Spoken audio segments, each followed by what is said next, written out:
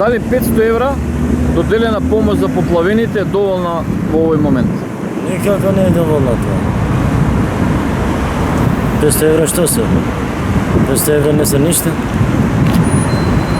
500 евра, што можеш да правиш со 500 евра? На една куќа. Ништо не е тоа. 500 евра се ништо. Моje мислење е дека не се доволни.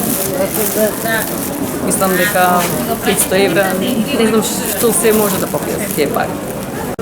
Никак, ни четвртина не е тоа. Треба повеќе, малку повеќе. Има многу уштета, но нема да стигне. Јас мислам дека треба владата директно од куќа до куќа да се дават парите директно на рака.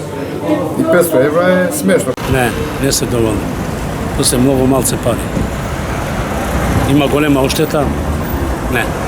500 евра подобро иш да не се. Не вреде ништо тоа на детално уништени домови, куќи. Што ќе стигне тоа тие пари?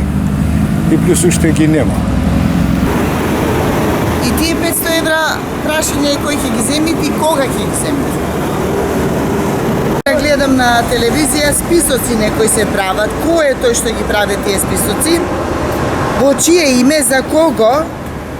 Можеме само да предпоставиме. Ние знаеме, само не сакаме да коментираме. Греота и жално на маката на луѓето да се прават вакви работи, то само кај нас може да биде.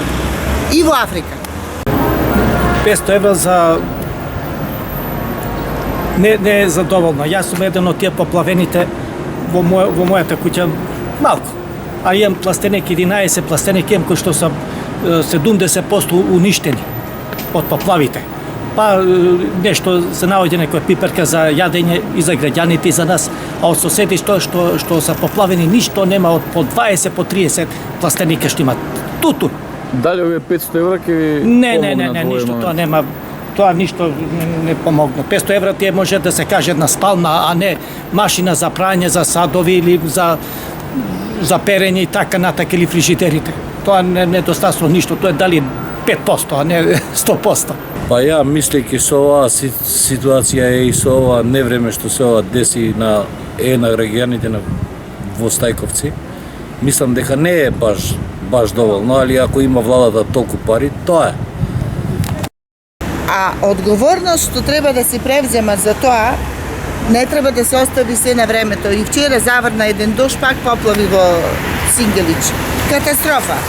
Ама зато имаме бароци, имаме споменици, имаме коњи, магариња, се имаме, зоолошка градина цела и супер не. Народот ужива.